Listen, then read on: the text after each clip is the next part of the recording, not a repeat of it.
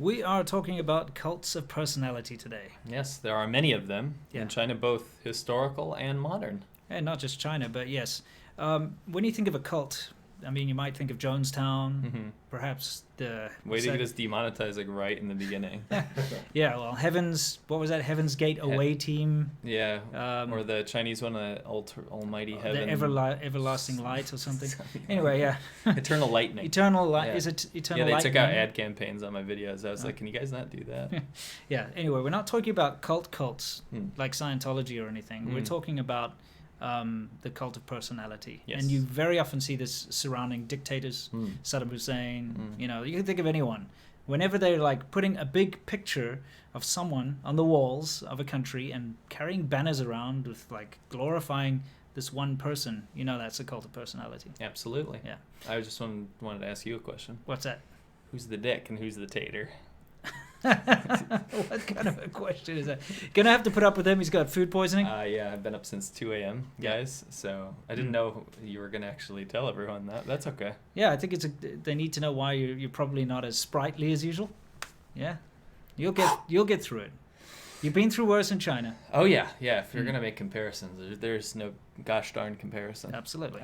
Shall we go to our first segment? Yes, our first segment today is What's New. Now, a lot of you guys out there have been sending a lot of requests about, asking us what's happening in Hong Kong. Because, the Hong Kong situation is changing daily. Yeah. And there's a lot of updates to talk about. Yeah. Please bear in mind that on our personal channels, it's not something we can just talk about. Because we have planned episodes. We're working on producing these videos. It takes a lot of time, a lot of effort, a lot of planning. And so we can't just sporadically be like, and in the news. Here's an update. Yeah, we're not like that. But that's what this live show is about, is we can keep you guys up to date. So yeah, without further ado. I just wanted to say, even though you've got food poisoning, someone in the chat says you're looking jacked, Simo. Oh, that's really nice, because I think I lost like 5 pounds of water weight last night, so I appreciate that. Really getting my... Exactly. I feel it. That's how you cut, dude. Yeah. You're looking shredded. All right, here we go. It was all on purpose. Right. So, basically, what you see on the screen now is a satellite image of troops that are currently, not troops, troop transport trucks.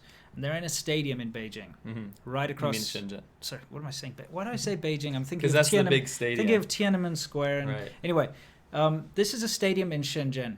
And these are the military transports now busy heading to that stadium.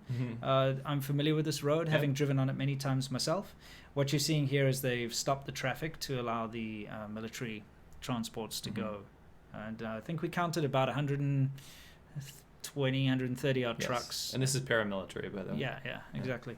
So we got quite a lot of troops in there, if you wanted to count it all up. Now, I thought it was quite interesting that they're using that particular stadium. I was there when they constructed it. It was constructed for the Universiade, which is like a Olympic Games thing, but for universities. And this is some drone footage I took of that stadium. You can see the stadium in the background. I'd like you to take note of the road.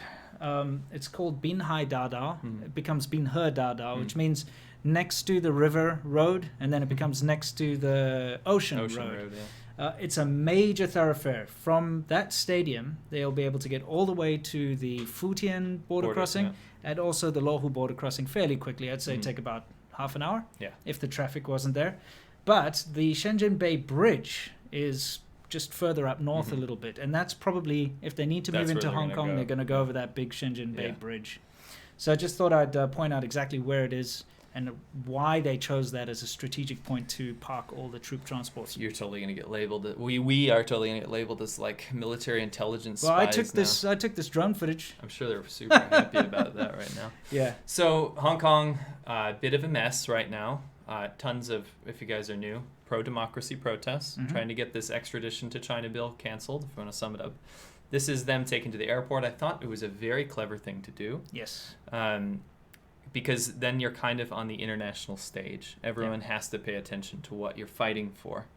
Unfortunately, they sent in the cops and just recently arrested tons of the protesters. Yes, they did. There's a huge scandal because some of the protesters attacked a Global Times, our favorite. Global Times makes it into every show. Yeah, they do.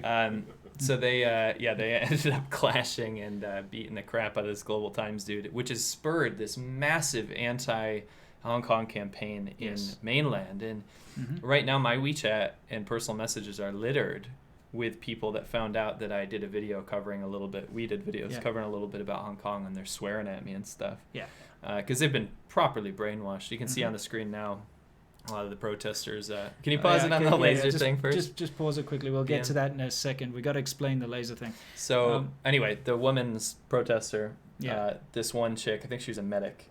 She got shot by a rubber bullet and ruptured her eye. She'll be permanently blind. Yes. So a lot of people are using that imagery right now. Yeah, that's become sort of the new umbrella. Yeah, it's the new umbrella.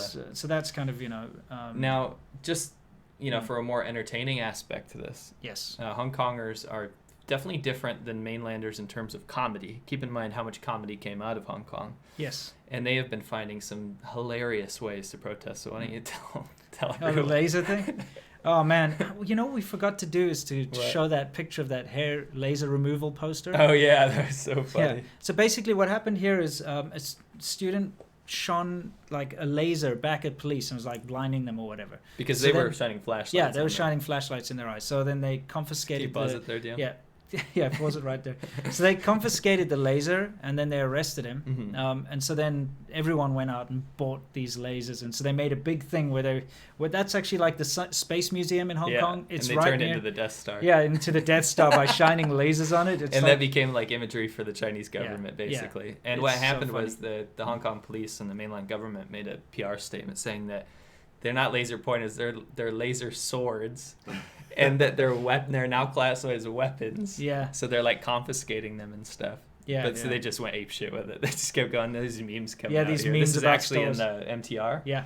In the subway. Yeah, exactly. And a lot of clever art's coming out around this protest. That's one thing that I think is coming out of this. It always does is it shows you how creative Hong Kong is because Hong Kong has always been this sort of creative hub of Asia, you could say. Like, you get a lot of graphic designers, you get a lot of companies that do post-production. You've got a fantastic film, industry over there. Yeah. So you get a lot of these really talented artists that live and are Hong Kongese who, get involved in all of this stuff. So you see a lot of good stuff coming from it. Right.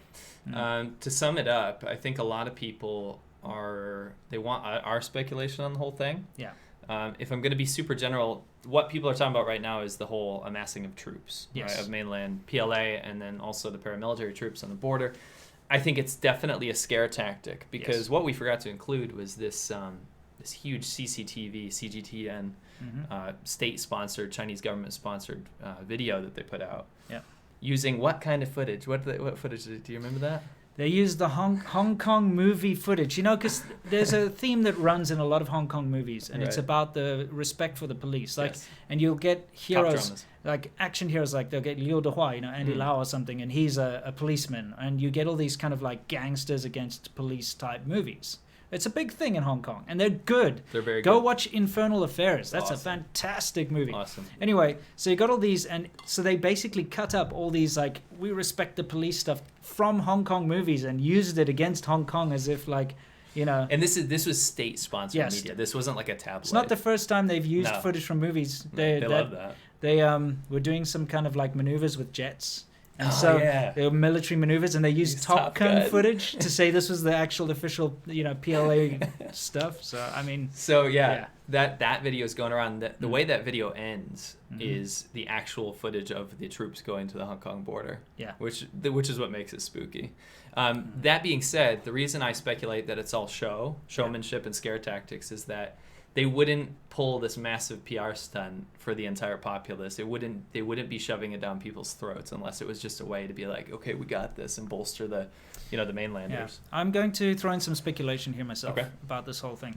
Now, the protesters have been, their whole idea is that they're peaceful. Okay, it's now erupted into a lot of violent conflicts. There's a lot of speculation as to who the instigators are. If the protesters themselves are these people that are because they've armed. been catching a lot of people. They caught a Guangdong policeman. So an actual mainland Chinese dressed up as a protester. Policeman dressed up as a protester who started fights. And the other protesters are like, hang on a second, stop, we want to be peaceful. They like surrounded him, got his ID card out, checked it. He's actually a policeman from, mainland China. The mainland interference right now, I'm finding, is very sloppy. Yeah, like it's they very keep sloppy. catching people out. Hong Kongers are not dumb. No, they're not. You They're know, not. Yeah. they know what they're doing. Yeah. So- Anyway, like I wanted to add to the speculation. What I would like to add to it is I think there may be an element of these protesters that want something to happen. Mhm. They want Beijing to intervene. Mm. And the reason is nobody's going to rush to Hong Kong's aid because it's not its own country, right? Can't. They can't. But Beijing made a promise when it was handed over that they wouldn't interfere, and they're interfering. And so they want Beijing to come in and do some kind of bad strong-arm tactics, because remember what happened with Tiananmen Square? People didn't really care much about what was going on in China before that happened. People were like, let China be China, let China do what it does. But when China attacks its own people and brutally suppresses its own people, that's when the rest of the world's going to be, you know what, China, you're bad. Right. Because right now, they're kind of hands off. Even with the concentration camps and things that are going on, Right. people are still like, you know, it's China, kind of let them do what they're going to do. But if they went in and attacked their own people, With the the whole Hong Kong world's people, eyes. yes. And that's the thing. Hong Kong still has free internet. Hong Kong still has, everybody has a camera in Hong Kong. It's like the most camera-friendly like city in the world, right? That I love going there because of that. You can film whatever you want, Yeah. right? Mhm. So everything is going to be shown. It's not like in Beijing where they could confiscate all the films. Why do you think they haven't done anything yet? Yeah, exactly. You goddamn know they would if they could get away with it. Absolutely. So the thing is, I think the protesters want to push it to that point that Beijing does pop in and bring out the I guns. would say certain you know, sect of them certain, for sure. and you know, maybe just open fire Well, on it's a innocent zero-sum people. game, Yeah, right? because then that would show that Beijing, first of all, breaks its promises, which it has been doing, but just slightly. It's that boiling frog situation Yeah. where you put a frog in a pot of water and you slowly heat it up, and it doesn't notice until it's dead. Yeah. But if you threw it into boiling water, it would know straight away, right? And that's kind of what's been happening in Hong Kong, Sure. as Beijing has been going back on promise after promise after promise. And I think Hong Kong wants the world to see that they Right. don't keep their promise, they're untrustworthy, they're a brutal regime. Right. And when that happens, that's when the world's going to turn around and say, China, stop, that's Right. enough. I have one more thing to say, but I'll let Yeah. DM. I think DM wanted to say something. Yeah, sure. Oh yeah, I was just gonna say that along those same lines, not to torpedo a viewer, but on the Instagram, a guy was commenting when I posted about Hong Kong, and he was like, "Oh, they're just," because I think he lives in China, and he was like, "Oh, they're just like egging on Beijing to do something, and then they're gonna play the victim when they do another Tiananmen Square." And I was just thinking, yes, that is the point. Yeah, because and first of all, Tiananmen, they were victims. They're not Right. playing the victim. Right. And secondly, like, I don't know, it's almost as if he was saying, oh, they just deserve to get run over by Right. tanks. Right. But yeah, I mean, I think they certainly, there's no way that they could keep it under wraps the way they did with Tiananmen if it happened in Hong Kong. Right. Agreed. And that's the thing. This whole zero-sum game thing has got a lot of even Westerners jaded, and that's what I read on Reddit and like seeing some of the comments and stuff. They're just kind of like, I support the Hong Kong people and their right to freedom and stuff, but there's no way this can end good, so just give up. And that's such a terrible attitude to have. Absolutely. The amount of sacrifices people have made Yeah. for this. You know, no matter what side you're on, there's a lot of work going on. You know, Yeah. and a lot of spirit. You can't take a population that has lived a relatively free, open existence, having that kind of society for so many years, and suddenly, No. put them under an iron fist. And that's just, the mainlanders now, that my friends, a lot of my friends, it's breaking my heart, posting these things like, shame on you, Hong Kong, you deserve to be killed and all this stuff. Yeah, and it's yeah. like, guys, Yeah, are stop. you kidding? This is your own country. Yeah, and now they're releasing state-sponsored rap videos against. Oh man. Can you imagine? If somebody made like a, because I was talking to you about this earlier. Yeah. If you're going to make like a comparison, Yeah. it'd be these nationalists in China, right? These very hardcore nationalist people that are pro-government would be Chinese conservatives, Sure. right? They're pro-government. They want to have national unity, all this kind of stuff. I'm Yeah. not saying the same kind of conservative as America. Yeah. But then you have pop stars, these edgy rappers with tattoos and stuff, literally making state-sponsored music, and I just can't imagine that happening in America. Imagine if there was like pro-Trump rappers. Yeah, like Takeshi Like 6ix9ine. Takeshi 6ix9ine, like getting down. You know, Being like, hey man, kick them. Build that wall people, or something. Yeah, kick them people over the wall, that kind of thing. I mean, Kanye tried to do that, but then he got dragged by literally everyone. Right. It just doesn't work. No, but anyway, why I was saying that is it kind of went viral, one of these music videos, because it had like a thing that's like Hong Kong, respect the police, you suck, or whatever. Right. And the actress that plays Mulan in the new Disney movie retweeted Big screw up. that. Big screw up on her part. Yeah. A lot of the mainlanders are abandoning and boycotting Hong Kong actors that are supporting the protests because they're Hong Kongers, obviously. Sure. But this girl, I believe she's a Chinese American, this actress. Yeah. And I don't know if she actually has any political affiliation or a soft spot for the CCP or anything. I think she saw that was a popular thing to do. Sure. To post this "Shame on You, Hong Kong" thing. Mm-hmm. It says in Chinese like, "You can hit me" or something, right? And I think she's getting a lot of blowback from people. Well, I would expect so, because it's just state-sponsored propaganda. Right. And it's unfortunate to see how widely accepted and followed that sort of thing is. It's not to say that you can't be proud of your country. I understand. No. And the thing is, you also have to understand from the mainland Chinese point of view is what they're seeing and what they're hearing from the newspapers and from the news is that basically Hong Kong people are being controlled by the West. Mm-hmm. It's always like America and the UK and whatever have these like secret agents in there controlling the protesters, and the protesters aren't doing it because they want to. It's not their own volition. It's not Hong Kong people that actually believe in these things. It's because they're being manipulated by foreign powers. Right. So, that's why the mainland Chinese people are so eager to swallow this line and then, bolster this whole thing about like, shame on you, Hong Kong, stop listening to the foreigners, Right. I want to, not to break this up, but I have to respond to someone here, Chris Chen, a Chinese guy. Says the person who got beaten up at the airport wasn't police from mainland China. He was just a reporter, but protests through thought. He says thought he was a police from mainland China. Do your research and stop lying. You gotta maybe pick up the ESL classes or something, because it's literally the opposite of what we just said. Yes. Don't spread misinformation. We said that the person in the airport that got beat up was a journalist from mainland China. So try again, Chris. Okay? Yeah. Thanks. Anyway, sorry about that. Next. Yeah. So what we're going to do now is, finish off the whole thing talking about Hong Kong. We wanted to bring you guys up to speed. Right. It's not looking healthy for the protesters, of course. The protests have become violent, which is not what anyone wanted. Okay, it's difficult to point fingers as to who's doing what and why, but at the same time, I do feel like a lot of them are becoming just desperate with the current situation, and they have no other recourse. And I just hope that it returns to being peaceful, because that's all of us. The airport protest was actually very was peaceful, and it was a good idea, like you said, because it's such an international travel hub that it brought real eyes onto the situation. There's some real douchebag foreigners that were like yelling at the protesters because their flights got canceled. I want to slap those people. Oh, well, I mean, it's not nice to have your flights cancelled, but it's for a good cause. Get over it. Yeah, it's for a good cause. So that's what's new. Now we're going to move into our main segment of the show, as you all know, it is Soft Power Hour. So we're going to hit that. Want to hit a super chat? Sorry. I'm always bad with this. I apologize. I'm always like, let's just go on to the next one. Yeah. So, okay, let's hit a super chat. I always try and time the transition well when you say the name of the segment, too, so you threw me off. Sorry, okay. Let's hit that super chat. So our old friend SerpentZA, he asked, how is the Soviet Union looked at in today's China? Also, quick, people were saying you should move closer to the mic because it's a little quiet. Okay. Me or Winston? Both. Okay, apologize for that, guys. Okay, so actually, this is really funny. We were just talking about this. Yes.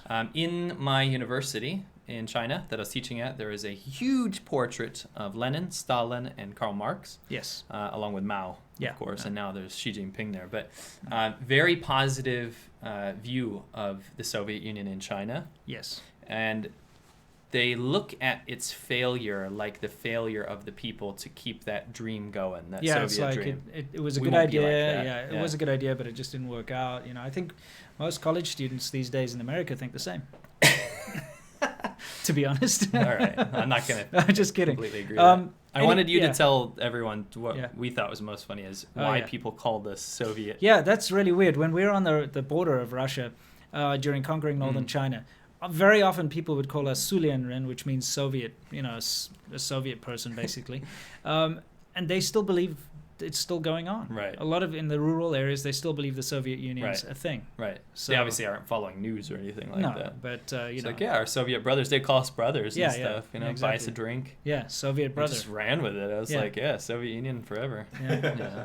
Yeah, interesting Yeah. stuff. But yes, that's Cool what they question. think about Soviet Union. They still kind of respect it. Let's do one more question, then we'll Okay, move on. sure. Cool. So we got what's happening. Says well, it's not much really a question. He just says, "Sea milk. What'd you get food poisoning from? Too much dairy." Okay. I just had an argument with my wife about this. Yeah. She made me a steak salad, which I ate half of, and I left it in the fridge for like a week. Not her fault. She's angry because she cooked it, but Yeah. it's my fault for eating it again. You don't eat something that's been in the fridge for a week, dude. Right. So Was it rare? It wasn't fully cooked, There we go. so not doing well. Okay. Thanks. Yeah. We'll do one more because it's about Hong Kong, so Okay, then we cool. won't have to backtrack. Good idea. Cesario JPN, $5, thank you, says Hong Kong protesters are even weaponizing the memes. Seen Westerners comment on the use of Pepe the Frog meme from articles online. Funny AF. Yeah, this is the funniest thing is that people always ask us like, tell us about memes from China. There aren't very many. They're usually just kind of slapstick funny. Sure. The reason that Hong Kongers are so quick to adapt to memes is that they all speak English. Yes. You know, And part of the internet. they've been part of the internet from the get-go, you know, and the internet's not blocked and censored in Hong Kong, so they get to follow memes and they know how it all works. Weirdly enough, Yeah. in this day and age, I think that's legitimizing the protests a lot more, is because Westerners are going to identify with that a lot more. You know, a lot of people, there are a lot of xenophobic people in the world, especially course. older folks. So they can look at Asia as a whole and be like, oh, those Asians over there do their own thing. You know what I mean? Whereas this new generation will look at these Hong Kongers with these relevant memes that they also enjoy and be like, Yeah. hey, brother, you know? Yeah, totally. That's how I see it. Cool. All right. So Cool. now Soft it's power. time for a soft power hour. Okay, guys. Today's a bit of a heavy subject as we. You call him Mao fat?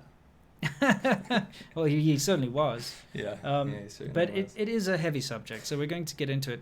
I don't want it to be a downer, but this is something that people outright ignore.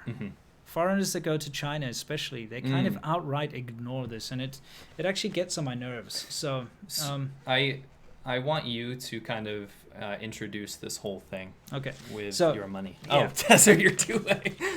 When you get to China, this is what the currency is. As you can see very clearly, we have Chairman Mao on the money. I can bring it closer. Yeah, you bring it in closer so people can see. All right, what is 100 yuan worth? Like $17. This 15 is bucks. this is the highest denomination that you So can get. annoying. Yeah, this is the highest denomination in Chinese currency, but he's on all of the notes. So you got Mao Zedong on the notes. You will notice that when you're driving in a taxi, a lot of the times they got a big Yeah. medallion of Mao, a big red and gold sort of medallion, or they'll even have a little statue of him Yeah. on the dash. You go into shops, you'll have portraits of Mao on the background. Right. My father-in-law keeps a gold, remember the gold embossed card with Chairman Mao on it in his car for good luck. He's become the patron saint. You know, like Saint Christopher or whatever is the patron saint of driving.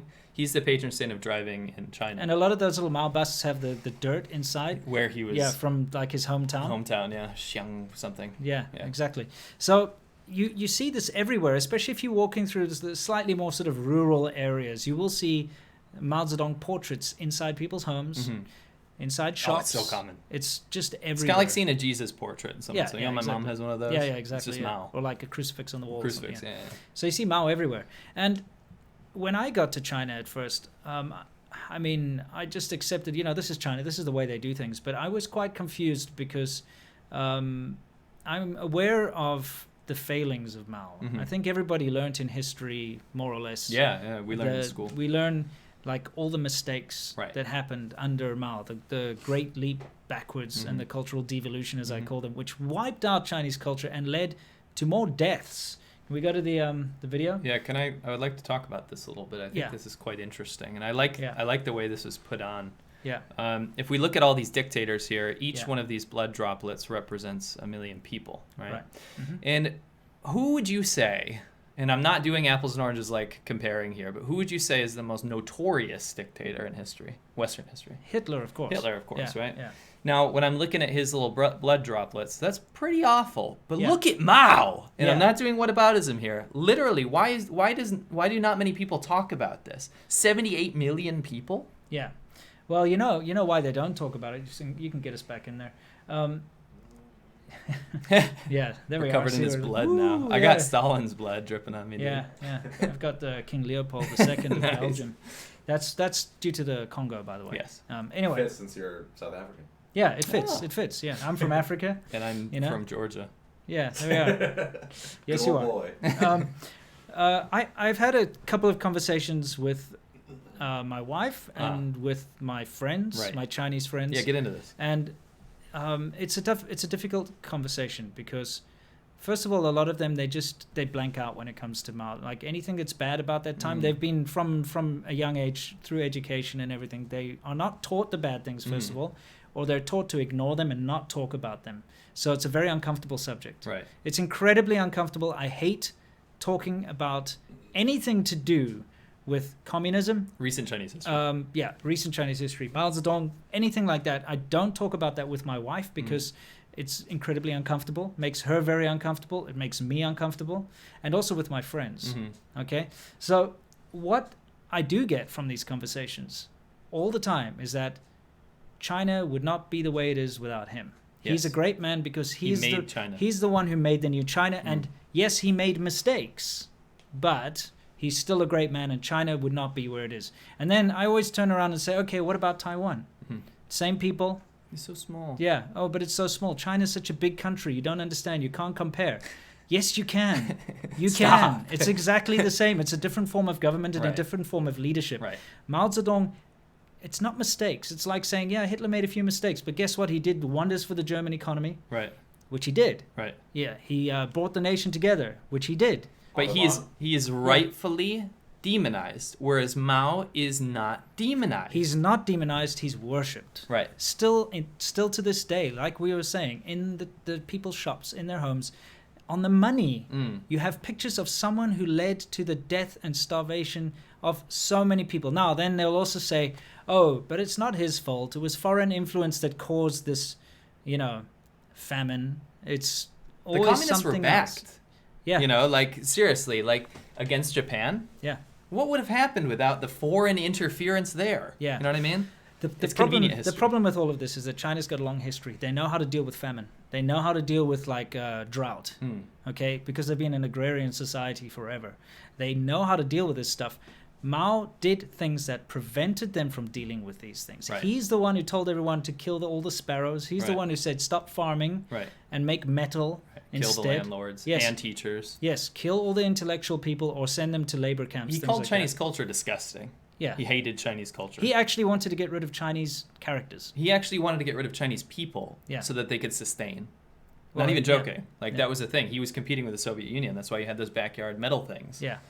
Which we've seen lots of. We actually have seen them in the rural parts of China. They still exist. Guizhou, yeah, remember we were going up in the mountains of Guizhou for that place, and there was like those old, smelts that they built completely deserted. That caused famine. Really, really eerie. So he is responsible. His policies are responsible for all these deaths and the starvation and all this stuff. And people don't want to admit that. Sure. They just want to say, oh, he's a great man. Right. He made China. He's awesome. And he made a few mistakes. Sure. A few mistakes. That's not a few mistakes. No, we're talking about cults of personality, right? Yeah. And you can see this in North Korea, you can see this through Soviet history, German history, all this kind of stuff. Yeah. But why is it that those figureheads are, completely hated by their own people by and large, right? And why does this continue in China throughout its leadership of the CCP? Today we have Xi Jinping. Yeah, Xi Jinping. He's painted in an almost identical light. Yeah, as Chairman Mao. How can this happen? So we're going to roll some footage. Yeah, just keep rolling the footage in the background there. To get back to good old Mao, all right? I understand what it's like. First of all, can you look at that man and please... Pause that. Yeah, can you pause that? Is he handsome? Absolutely. He's a knockout. He is a delicious piece of meat. He's shui, bro. What's shui? Yeah, shui. Yeah, he's shui. Nice. That was actually a good play on words because he's in the shui, which is water. water. Water. Yeah, he's shui.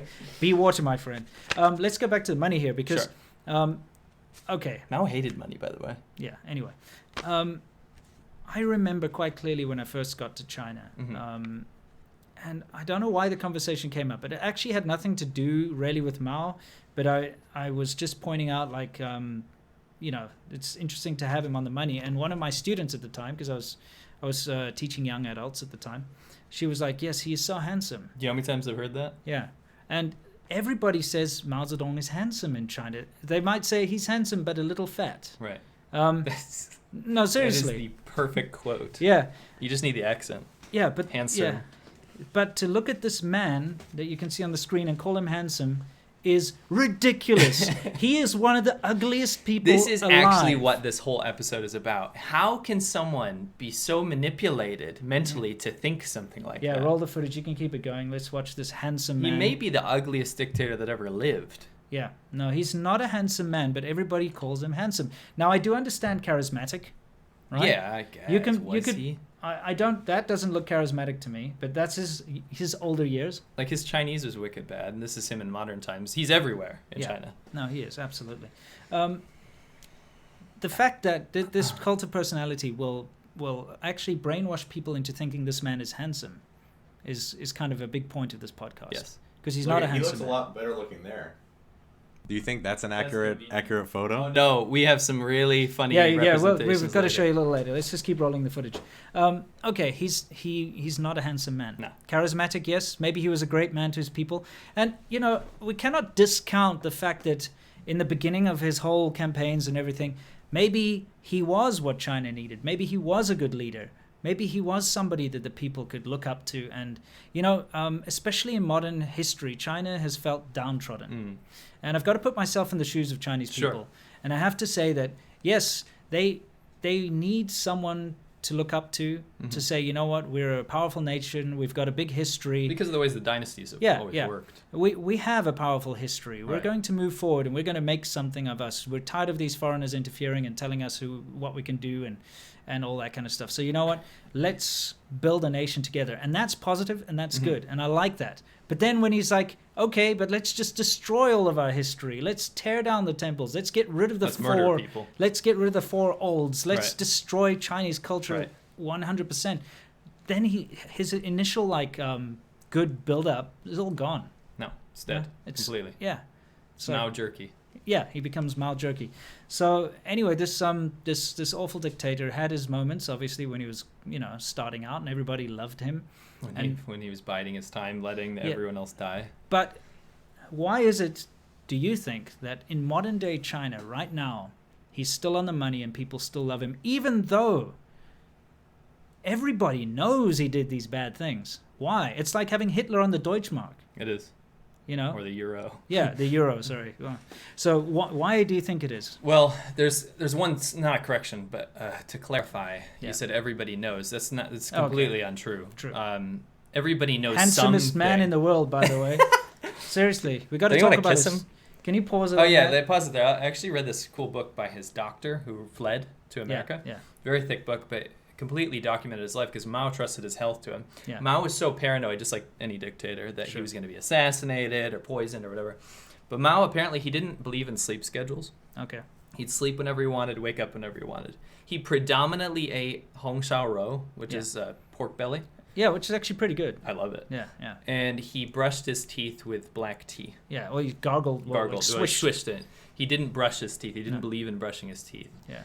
As you can see, it's very apparent in these in this footage. Anyway. Yeah. How can someone like that still be popular, still be worshipped, right? Number one, a lot of people don't know a lot of what he did. Right. Number two, and this is where I disagree with people. A lot of Americans, they're like, if only they knew, it wouldn't change a thing. No, it wouldn't. Honestly, you could tell anyone, they'd be like, oh, that's a shame. Like, even if they believed it. It's the problem is in the ideology that party needs to be legitimized. Otherwise, it doesn't make sense to have China in the state that it's in right now. So in 1949, when he actually came into power, all of this bad stuff happened later and all this kind of stuff. But it doesn't matter because China is here today because of this man. Yeah. You can't erase it. It doesn't even matter what happens anymore. Yeah, also, I find, like I said, if I ever get into this kind of conversation, even if I'm just trying to be logical and trying to find a real opinion from someone, it actually just makes them angry. They don't want to talk about it. So even if you did show them graphic photos of what the devastation, they'd be like, shut up, stop showing me that. I don't want to see that. I don't want to see that. Yeah, it's like, Don't make China look bad. Exactly. I guess it's kind of like if you are I don't know, a teenager and your father was a criminal in jail because he's a mass murderer, and you're like, dude, your father sucks. Like, shut up, I don't want to talk about it. I think a even better analogy would be like, we had to look at all the atrocities that American soldiers committed in Vietnam and all this kind of stuff. We had to learn about that in history, and we didn't tell the teacher to shut up. Yeah. You own up to it, right? Yeah. That's the problem, though, is that Americans and Westerners feel like they are a part of something, part of their society. Mm-hmm. Chinese people have this massive leadership that cannot be wrong. Yeah. Right, and then everyone else is just Chinese in one big group. Right? Yeah, but I would say Chinese people, even more so than the West, feel a part of their country and a part of their but without society. actually doing something in that society, not being politically active. Right. They just are. Right, and so they rely on this stuff. How can Mao be wrong if he built the entire country? Right? Yeah, it's impossible. I guess so. Yeah. Anyway, let's continue on. Yeah. So. We're seeing this kind of cult of personality thing continue these days, with not only Xi Jinping, who's Mao 2.0. Yes. You had it with Bo Xilai and stuff. He was bringing back the communist songs. Lei Feng. I talked about Lei Feng in my my role models video that I did, and the reason I brought him up is, even now, people are told, learn from Lei Feng. Exactly. And I don't know why I know that song. Well, because you hear it a lot, especially in school. Sure. In middle school and stuff, it's still, you see Lei Feng on the walls. People are told to Shui Lei Feng. They learn about Lei Feng as if he's a real historical character. And he was just a propaganda tool for... he was basically, for all you listeners out there, he was a fictionalized character that went and helped old people or build a dam or give all his money away. Well, what happened was, it was during, I think it was just after the Great Leap Forward, backwards, and Mao Zedong had lost a lot of support. Yes. Okay? And so they were worried that, the people would rebel and weren't going, he just didn't have the power that he had anymore. So what they did was they made this fictionalized character. It's a real person. Yeah. Okay. But what they did was they just took this random dude and they took lots of very high quality photos of him doing things altruistic things. Pause on Mao jerky, please. Yeah, pause on there. We'll get back to that soon. So they took lots of photos of Lei Feng, like, I don't know, helping children how to read, fixing the distributor on a truck, like washing trucks, doing things like, all this, but mainly reading Mao's thought book. Okay, so they got pictures of him with smiling and showing people Mao Zedong's book. I have one of those. Yeah. Someone gave me one. Yeah, exactly. So they did this to kind of bolster Mao Zedong's image and to show, like, look, this is a model citizen. Lei Feng is like this awesome, selfless character, which, by the way, the character they created is actually pretty nice. I like the idea of someone who helps people. Yeah. And so nothing wrong with that, except for the part where he, like, worships Mao and, all that kind of stuff. Anyway, so they made this Lei Feng character. And even back then, I think people didn't buy it 100% because... what kind of random soldier has like the highest tech camera crew following him around to take these beautiful high resolution photos in like the 70s, whatever, the average person is starving to death and dying. They do not have a camera crew following them around. So, it was kind of met with skepticism, but then it was like forced into the educational system, forced into like society, so everybody follows this Shui Lei Feng kind of nonsense. And the stuff leading up to it, you had a good point, was that Chinese government was losing support because people are dying. When you get to that point, it's like, oh crap. Now all of these arduous march, and we're gonna stand up, and we're gonna have to go through some tough times. It stopped working, so that was a perfect kind of antidote for that bad attitude. And you're seeing it now. Yeah. With the whole trade war thing, you see how Xi Jinping is now telling the public, get ready for the long fight. Like, it's going to be a big struggle, but we're going to win. It's scary, dude. So it's just history repeating itself over and over again. Let's talk about the Mao jerky. Sure. And by the way, the Mao Gan Rou, which means Mao jerky, we didn't make that up. No. Chinese people say that. Yeah. It doesn't matter. It's not like he deserves respect. Just saying, in case people think we're purposefully trying to make a jab at this jerky. I just want to point out, for some reason, YouTube algorithm is automatically hiding Mao jerky as a phrase, apparently. Can you allow it? Yeah, totally. Yeah, that's because that's ridiculous. Yeah.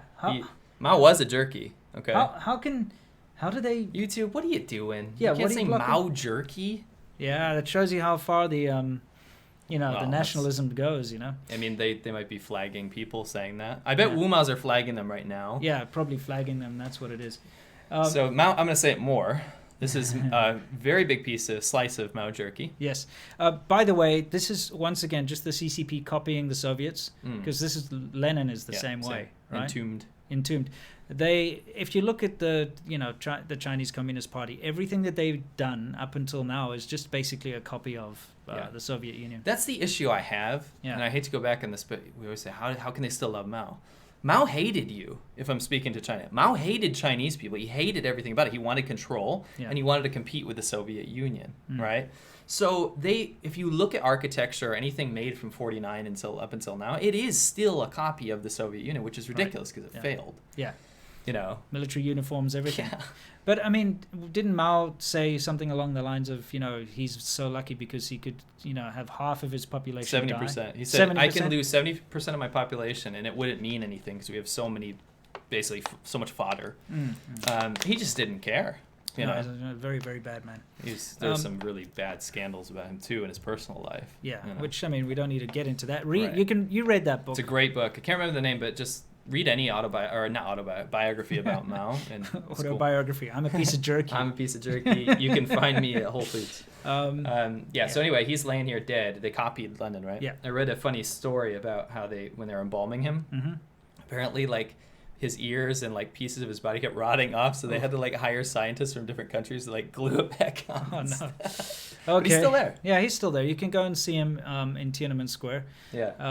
I don't know. Do they just let foreigners go in I'm there? pretty sure. Okay. Yeah. You have to pay money though. Yeah. And you still see people lining up with roses. Yeah. And placing them on his thing. That's the thing that annoys me the most is the fact of this worship that still goes on today.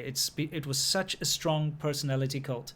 And the fact that you can go ahead and be responsible for so much destruction and devastation and literally taking the beautiful Chinese culture and turning it into a drab, cookie cutter, gulag Soviet type thing. Right. And then you still worshipped. I know. And the thing is, you can look at other countries that have terrorized other countries, killed other people, right?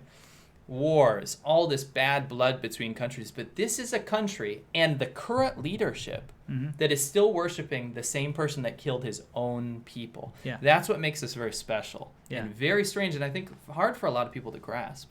Yeah. Didn't he send his own son in a human wave attack in Korea where he got mowed down by machine guns? That is absolutely true. He also found out that he had massive support in Jiangxi. You've been to Jiangxi province, yeah, sure. Massive support when he was trying to bolster the whole communism thing, but he said their leadership was too strong, so he just let them get mowed over and die basically. Yeah. So it was he wasn't a good person. I don't think we have to explain that anymore. Yeah, I mean, anyway, we're done with this. It's not a history about how bad Mao was. This thing. Once again, I do want to reiterate that I do understand a lot of Chinese people's sentiment when it comes to why they still like him, and it's due to the fact that they have been taught from birth that they're downtrodden and. This is a hero that made our country, and took us from being downtrodden, controlled by the Japanese, controlled by foreign powers, etc., etc. 200 years of humiliation, opium wars, blah, blah, blah. And this is the guy who came here and made us into this powerful nation that we are today. So I understand it from that point of view, but that's a very simplistic, bad way to look at something. For sure. You know what I mean? But it does legitimize current rule, so that they don't need to make reform. Yeah, that's why it's encouraged. Yeah. It's kind of strange because when you start to see too much of this Mao era rhetoric ramping up, and you start seeing let's carry on with the footage. By the way. This would be interesting. Oh yeah. Okay. Is that Beethoven? It looks like Beethoven to me. Pause it there. Yeah, this is apparently supposed to be Mao. In what reality did that exist? I don't know. That's very Soviet, by the way. It is Soviet. Maybe when he was 20. Yeah, maybe. No, I don't even think so. There are pictures of him when he was 20, when he looked kind of normal. But that's certainly never had flowing hair and Beethoven-looking thing. They got them all right. He's got real broad shoulders there. Okay. Yeah. No, that's definitely not Mao in any univerce. No. Yeah. But yeah, you can go see that. Yeah. Oh yeah. So pause this. This is a good one. So you see, some farmers, they loved him. yeah, of course, like a lot of the rural people still worship Mao. Yeah. They certainly do. So some rich farmers came along and they built this golden statue of Mao, but they didn't get permission from the government to do it. Right. So the government tore it down. Yeah, it turned out so ugly that they were like, this is more offensive than anything. Yeah, but what I was trying to get at a little earlier is that whenever the like pro-Mao stuff ramps up too much, the government steps in and shuts it down. Isn't that weird? It's because they know that what he did was bad, and they know it's bad. They don't actually want that, but because it's such a convenient control mechanism, they have to keep it in place. They just don't want it to get to that level. They want the spotlight, but not too bright. Yes, exactly. So this is a very good example of that, is that these patriotic farmers, nationalist patriotic farmers, they built this with their own money, you know, thinking that it would be fine. Why not? Sure. They can worship Mao all they want. They can have him everywhere, but build a statue of him and draw too much international attention, and then all of a sudden the government's like, screw you, and they tore it down. And I also think that I think this is interesting. You have the people that worship Mao, and Mao's whole rhetoric was that the peasants win, intellectuals and rich people lose, which, believe it or not, is diametrically opposed to what the current leadership does and how the government runs. Sure. Rich people are worshipped, and peasants are shit on. Yeah. It's the flip-flop. It is. Right? So if you paint him in a positive light, that's fine, but if you keep digging into what his principles were, then it's different than actually what China is today. Can I just comment on like how awful it looks there? That looks like hell. You know, that we've ridden through that. Yeah. That's most probably pollution, not fog. Yeah, it could be even both, like that Could be. soup, you know, that mix. I just want to say that, you know, that's not a very good look. Anyway, Imagine if you saw that from the side there. Well, I think that's... I honestly think because it was getting too much international attention and it was showing the worship of Mao a little bit too much, a little too enthusiastic. And that's something that's you'll find out about China. If people get too enthusiastic about anything, suddenly it's banned, or, you know, anything like a TV show or whatever. It'll just be like, wait, whoa. You're not allowed to be into that. Yeah, exactly. Done. Do you think they made him on a butter? No, but it does look like a hell of an undertaking. Yeah. Anyway, let's continue on with this. Yes. Anyway. Yes. Ooh. Oh, we got to talk about this. Please, go back a little bit there, or maybe... No, you can go forward. Okay, go forward. Yeah. I'll tell you when to Go forward, young it. pioneer. Okay, just pause it on that. Whoa. Sorry, I'm hitting something. You're here. doing that. Okay. Yeah, that was my bad. What's up with the mangoes? This is a little bit more lighthearted, okay? Yeah. This has been a heavy sode so far. We apologize if we've hurt the feelings of the Chinese people, because we know that's definitely happened if anyone's watched this. It's not our intent here, okay? We want the wider world to understand China from our own perspective and insight that we've gained living there for so long. Right. We're not here to bash China or to make China look bad. Absolutely We want not. people to understand why. You gotta understand. You gotta understand China. Why is this guy still on the money? Why is he still worshipped? We're explaining. But this is a little bit more lighthearted, so Simo, take it away. Mangoes. Mangoes, delicious. You like mangoes, right? I love mangoes. It's one of my favorite fruits. It's called a manguo. Manguo. It's obviously a romanization. In Chinese. Yeah. Anyway, this mango is enshrined as a religious symbol for a very specific reason, and that is because back in the day, China didn't have mangoes. No. Chairman Mao, he never was able to give extravagant gifts because it went against communist principles, right? So when he'd go to villages and stuff, he couldn't be like, here's gold bricks or something like that, even though he has access to all that stuff. Yeah. So he would give like very mundane things, but he got his hands on some mangoes. Yeah, it was I think the Pakistani envoy came there. They gave him to him. They gave him a bunch of mangoes. He apparently didn't like mangoes. Oh, okay. So he like re-gifts. He gave them to the people. Yeah. And these people are like, holy shit, Chairman Mao touched these mangoes and gave them to us? We are so lucky. And it's not like millions of mangoes. It's just a couple, like a handful or whatever, right? So. And they literally turned it into a religious symbol, the cult of the mango. Yeah, which lasted about a year or so. Yeah. They actually hushed it down a little bit later, again, when something gets out of control, you know. The interesting thing about this is it became so popular, you know, they would carry these enshrined mangoes around the countryside, you know, to... People would, like, touch them. There's actual propaganda posters of them carrying mangoes around the village areas. Because it symbolized Mao's love. Yes, for the people. He gave us this magical fruit. Right. It became so popular that counterfeit mangoes were being made and passed around. I'm kind of appalled. Like, that's a pretty shit gift.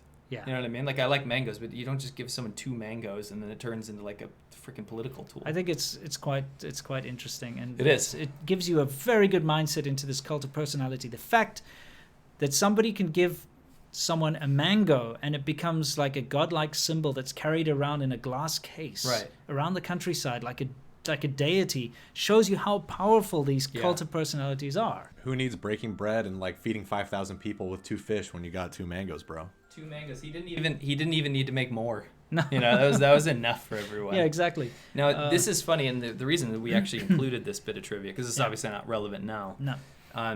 The same sort of stuff is happening. Yeah. What about SerpentZA? Yeah. We're going to move on to that soon. Yeah, we will in a bit. By the way, you can't call Xi Jinping Xi Baobao or Xi Baozi. That means Xi bread or Xi bun. Yeah. Not that long ago, Xi Jinping ate Baozi at a certain Baozi that's shop. a steam bun. Yeah, it's a steam bun. Okay, we love Baozi. Yeah. It's a great food. It's great breakfast food, and it became incredibly popular. That guy's restaurant was just like, now people will just line up. They're ordering online. Yeah, exactly, because it's like the restaurant that Xi Jinping touched. It's a similar It's thing. the same thing. Yeah. Really, it is. But anyway, you can't call him. People are calling him Xi Baobao, like Xi bun. Yeah. Because he ate the bun. Some dude got 22 weeks. 22 months. It was 22 months detained for calling him that. So if you think online. China's different nowadays, nah. Yeah, Let's keep rolling through. So yeah, we got our mango paraphernalia here.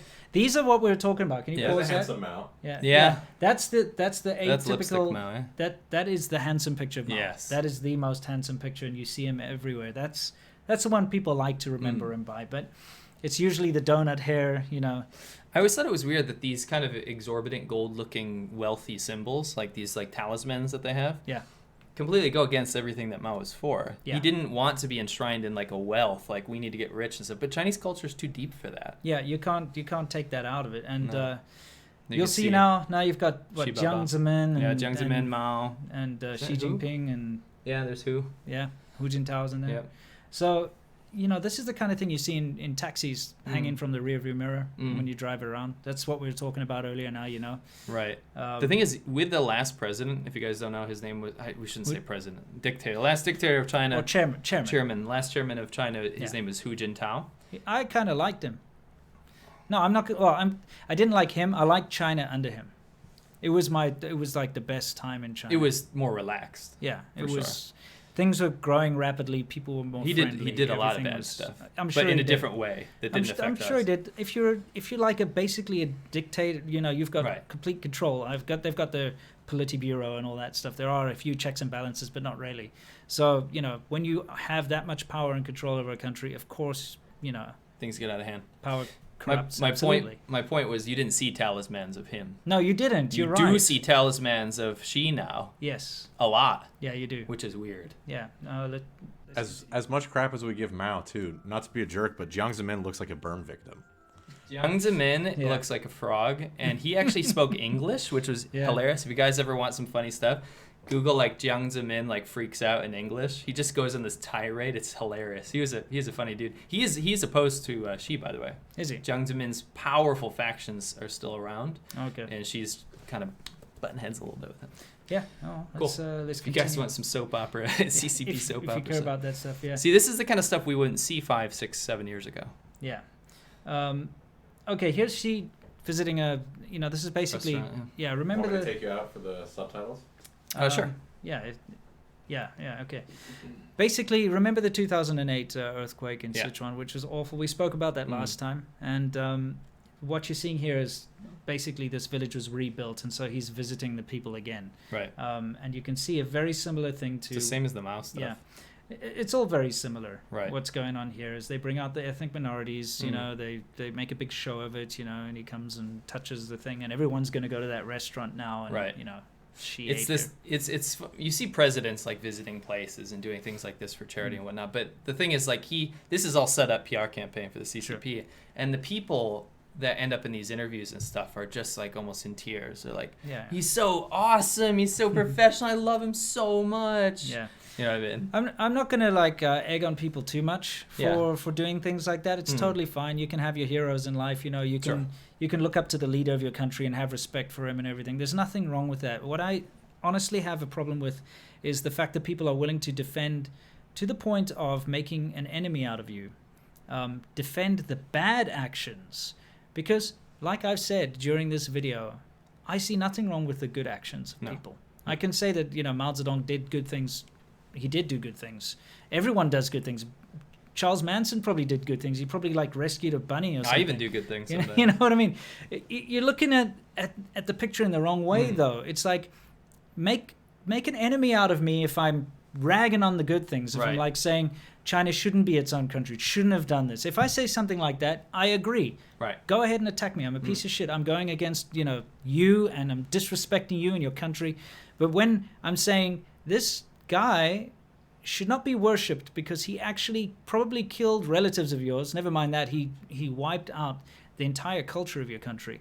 You shouldn't be like, no, he's a great man, get out of China, you piece of crap. You should be like, yeah, you know what? He did bad things, and that's why we're trying to fix it, and we're trying to move forward.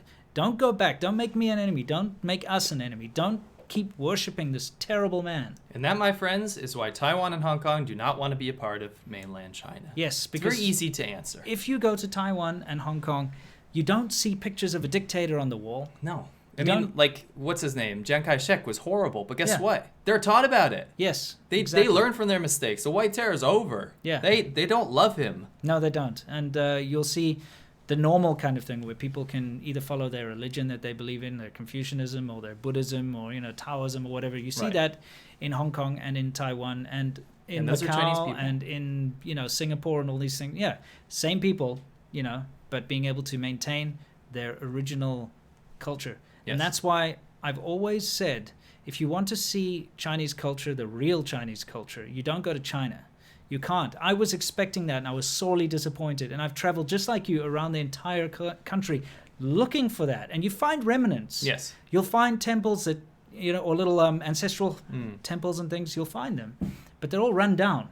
They're disused. They've got actual pictures of Mao, like we've discovered, painted on the wall. They've got communist rhetoric written there on the walls. There's nothing left. But if you go to Taiwan, you see temples everywhere, like proper, legitimate stuff. And actual festivals that they take seriously, preservation of their culture, altruism, charity. Yes, and you see the same things in Hong Kong and Macau and places like that where it survived. Look at all the NGOs and stuff in Hong Kong and whatnot, It survived the tyranny, of Mao. Right. And I think it's such a pity that mainland Chinese people so vehemently defend this tyrant rather than going to places like Taiwan and Hong Kong, and instead of saying you belong to us, screw you, you're ours, why don't they go and say, hey, look, we're all the same, we're brothers and sisters, let's make things right, let's fix this, let's restore China to what it was. And China doesn't want that. They absolutely don't want that. It makes me sad, that's all. I'm because very passionate. I have a genuine love for China, which a lot of people don't actually believe, but it's absolutely true. Why would we care so much? Yeah, why would we be talking about this nonsense if that wasn't true? But that's pretty much soft power hour. Yeah, so we hit some questions, guys. Let's get some questions, DM. All right, let's do it. First off, I'm dying here. I got the sun on me. Oh, sure. You can shut that blind. Okay. Don't give away your secret identity. That's true. I shaved my beard. I told you guys I was going to grow the beard, but we got a heat wave here. And I work around ovens, so it's just a bad mix. Not good. Yeah. You know what? Start the beard thing when we start hitting some real subscribers, because the whole thing is, you did it until we hit 100,000, right? Right. So when we're sitting at around 30 or 40,000, then it makes more sense. Then start the beard. Start the beard. Yeah. Deal. Cool. All right. So, first off, Daniel P gave us $30. Thank you so much. All he said was thanks as always. Henry Walker said something I'm not going to read, but thank you for the £2. Tsering Song, $20. Thank you very much. Appreciate the discussion. You are eyes and ears in mainland China because Beijing will not tell the truth on what's going on in the mainland and Hong Kong. Thank you very much. Cameron Johnstone, £30. Ooh. Hey guys, these podcasts have been great to listen to at work. What are the general attitudes to animal conservation in China? Yeah. Thank you, by the way. That's very generous. People love their pets. Absolutely. It's brown dogs. we talked about that in an ADV recently. The attitude is changing. It's still terrible though.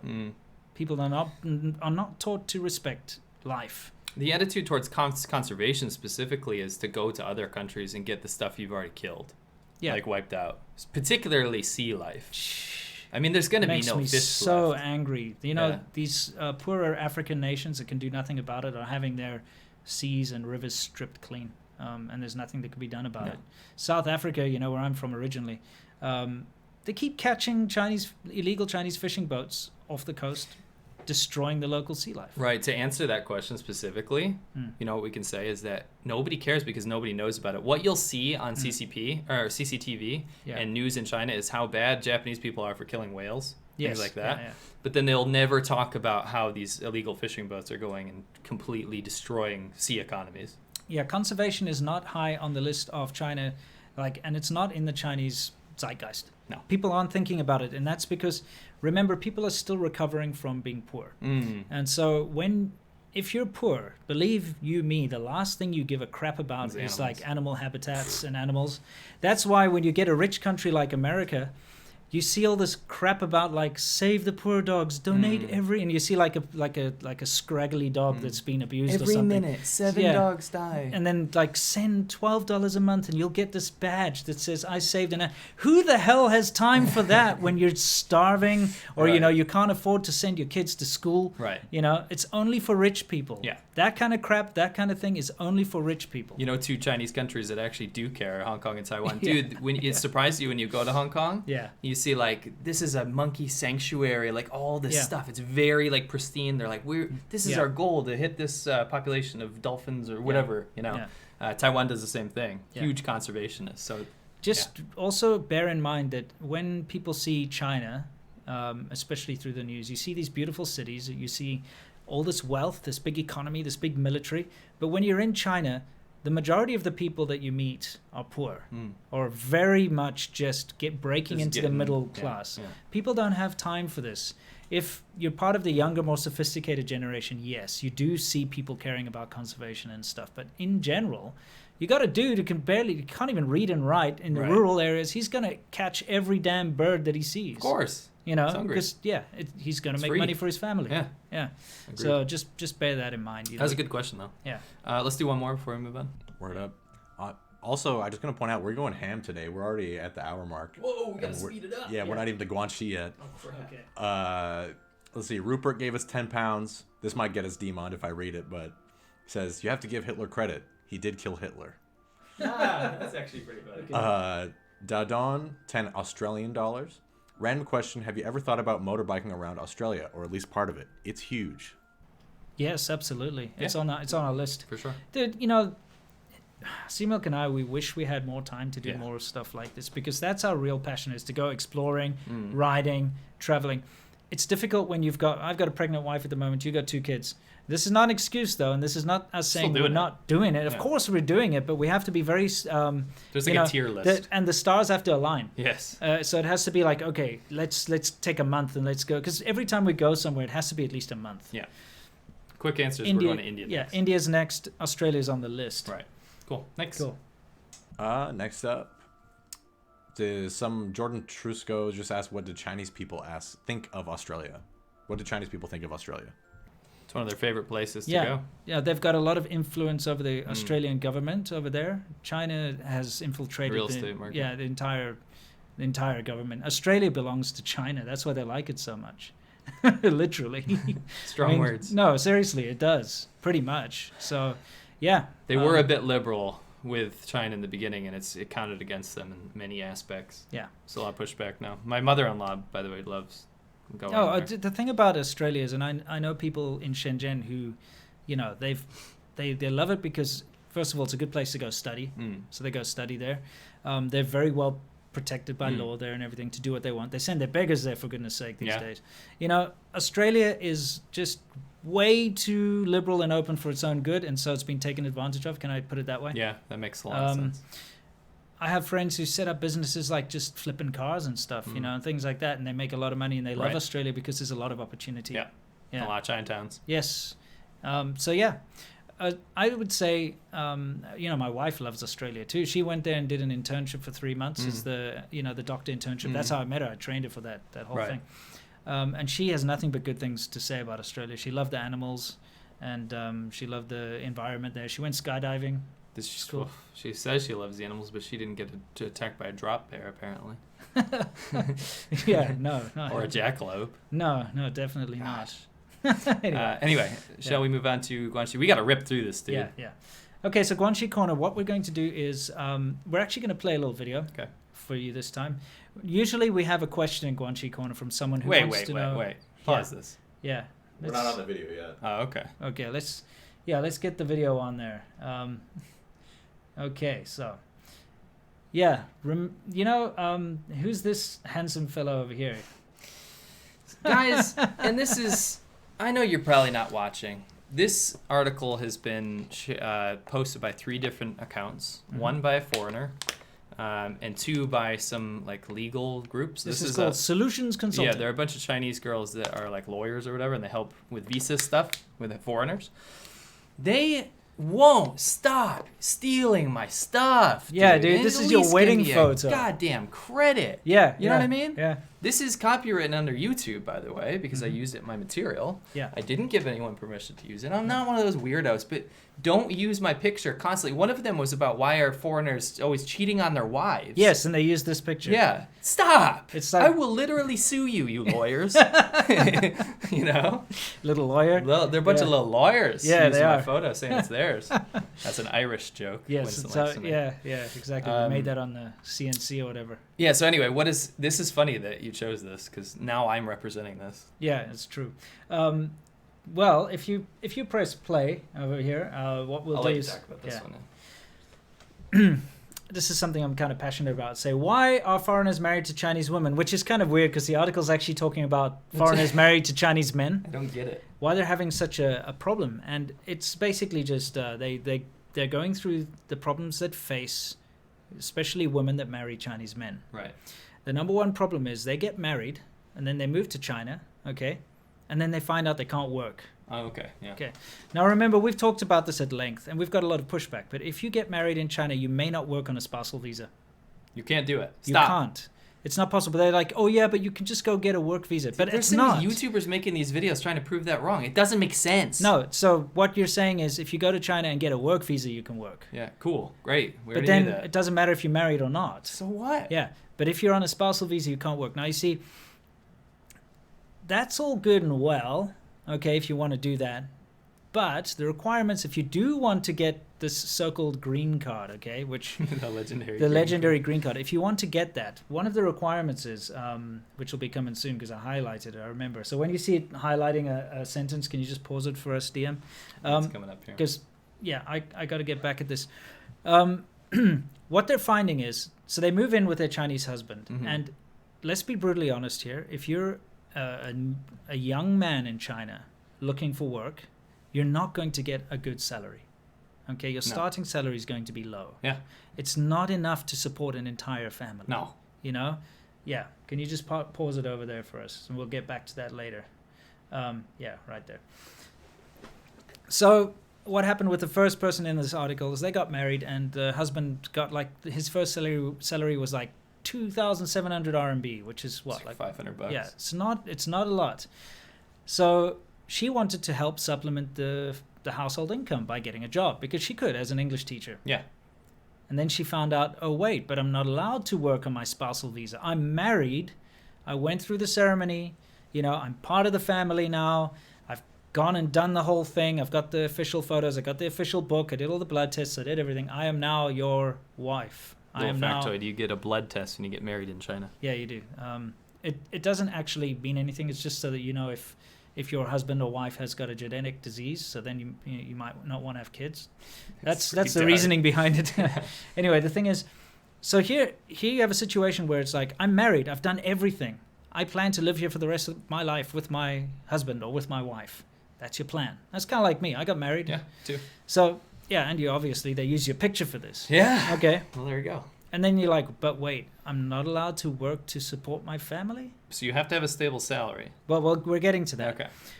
So then she's like, okay, so I want to work. And then she goes and finds out, in order to work, I am going to need to have all these, to get a work visa in China is difficult. I mean, it is in most countries, to be honest. But there's so many stringent rules in place. Okay, you need your degree. If you're going to teach English, you need a TEFL certificate on top of that. You're going to need your blood tests, your health certificate, your criminal record background check. But then you need 2 years work experience on top of that, which she didn't have. She's young, right? So married the guy. She has a bachelor's degree. She can do all this other bullshit, jumping through these hoops to get all her paperwork in order, which is what she did. But she had to actually end up forging her documents in order to get the work permit so that she could start working. Now, remember, work permits are also independent of the spousal visa. So you have to cancel your spousal visa to get your work visa. The spousal visas start out usually a year, sometimes 2. It seems like 2 is the thing nowadays. My one was a 2-year visa, right? Yep. Work permits or work visas start out with 1 year. Yeah. Okay, and they're very annoying to get renewed every year. Right. And they change the rules all the time. So there could always be a problem where they're like, oh, we're not going to renew your visa. So you're trying to start this life with your husband or your wife, and you are now facing all these bloody problems and hoops to jump through all the time. Right. You know, just in order to work and help the family. Right. Anyway, getting onto the green card part. Now, here's what's been highlighted here. One of the requirements of getting that so-called green card is to have a steady income or financial support. How the hell are you supposed to do that if you're not allowed to work? Can someone explain this to me? You're living in China. You know what you could do is be a rogue journalist on YouTube. Seriously. What kind of a bullshit, I'm sorry to say, bullshit law is this? Okay? You are supposed to be supporting your family and having a solid income in order to get this permanent residence. How the hell are you supposed to do that if you're not allowed to work? Deal drugs? I don't understand. Yeah, I don't get it either. And you have to stay in the country for 9 months at a time. So you can't go outside and do a job. You know what I found is that when you try to bring this stuff up with the officials, they don't understand how it works either. No, they don't. You have to teach them, and you have to learn this archaic shit. Yeah. And then you get all the apologists coming in like, nuh-uh, you can do it. No, you can't. Okay? Not if you're a reasonable human being. No. The only way people get past this is if they've got an incredibly powerful company that can help grease the wheels, or if they know the right people, or if they're like some secrets. really rich dude who's got investment in this and that, or something like that. This is not something normal people can achieve in China. No. And so this article just, instead of us taking a question, I thought we'd talk about it a bit. I got you. If you're going to go marry someone in China, it's a huge sacrifice. Remember that. You are sacrificing a lot. Because if I were to go marry someone in any country in the world pretty much, but legitimate, I want to spend the rest of my life with them, I want to raise a family, I'm doing it properly, I'm not a criminal, this is what I want to do, I can work. I can do it in Taiwan. My friend did it. He got married, and the next day he got his little ARC so he could go and work.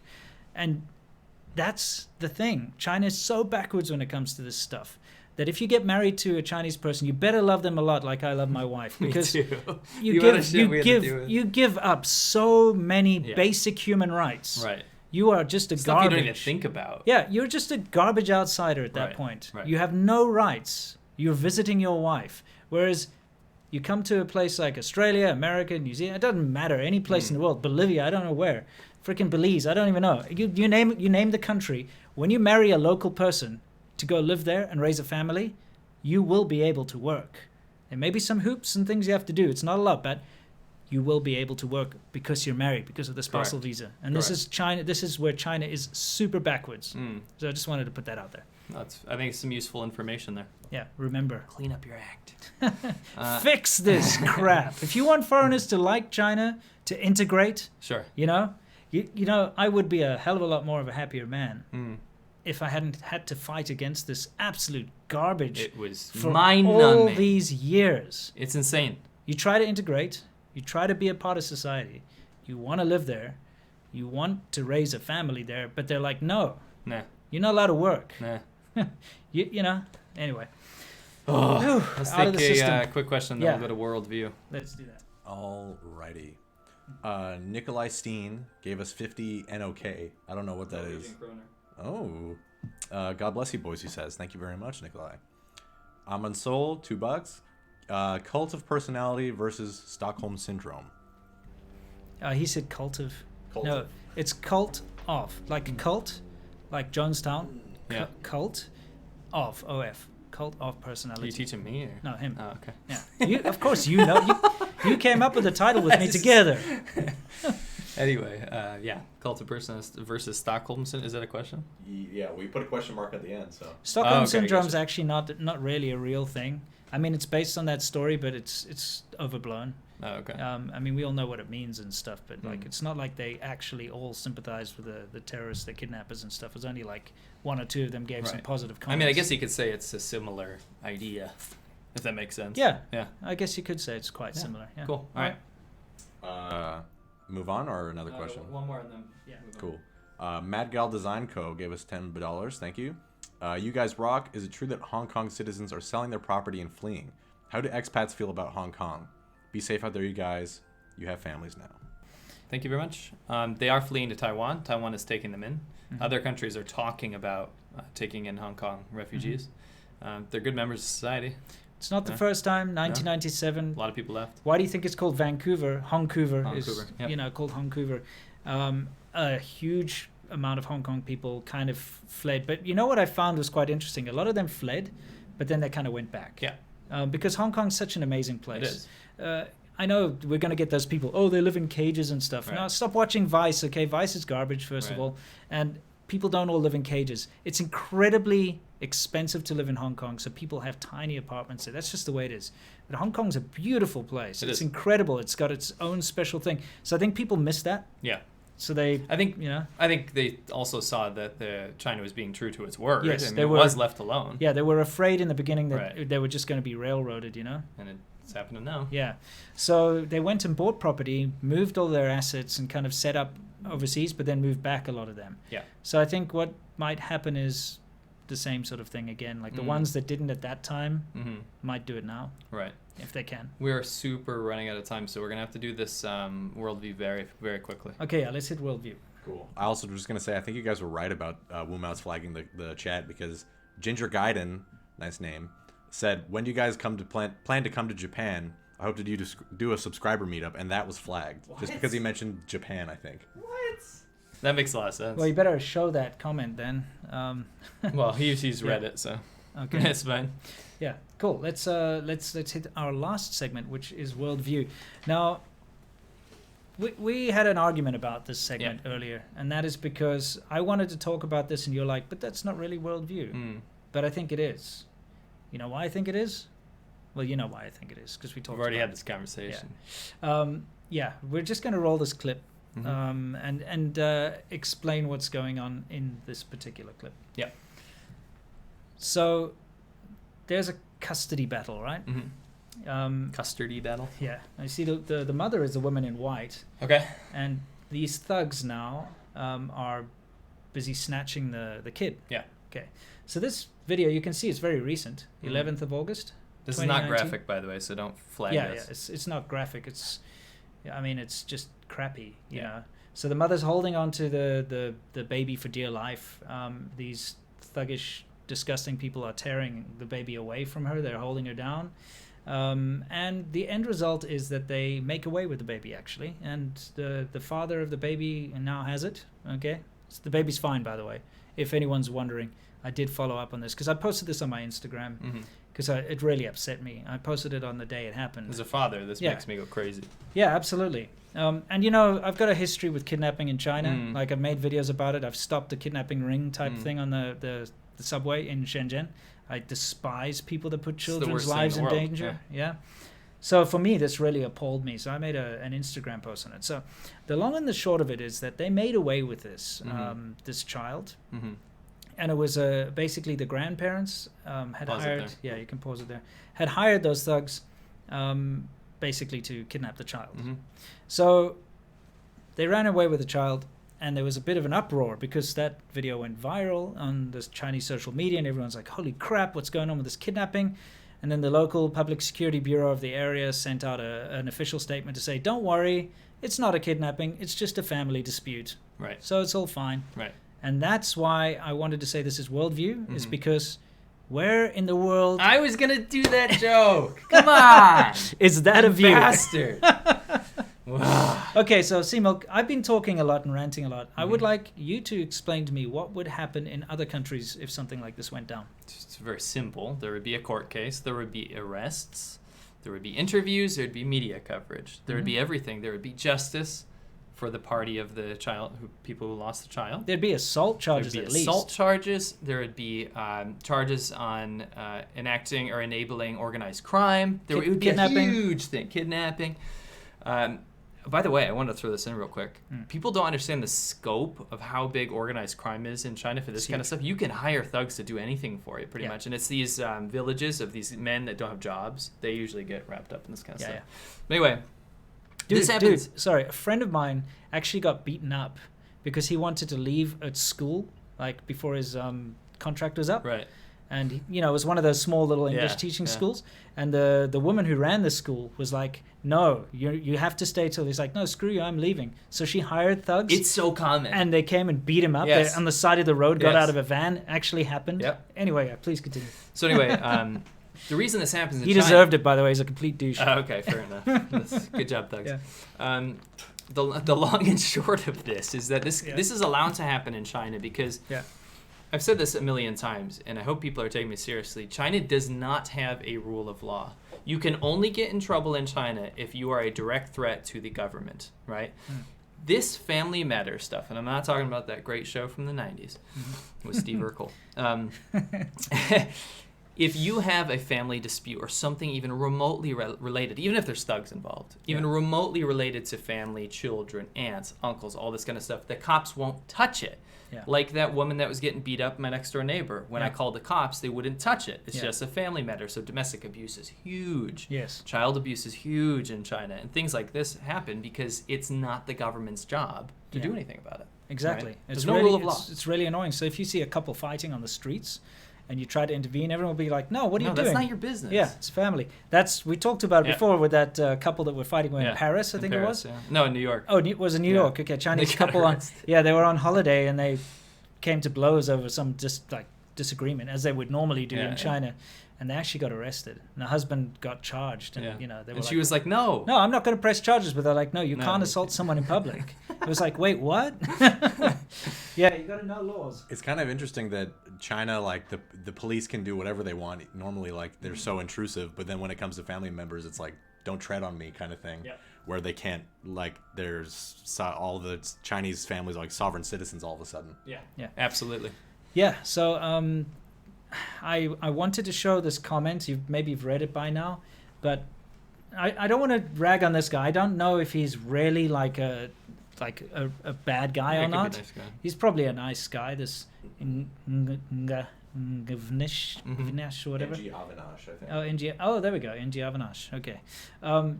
This is the most typical comment I will get on my videos when I ever point out something that's unsavory about China.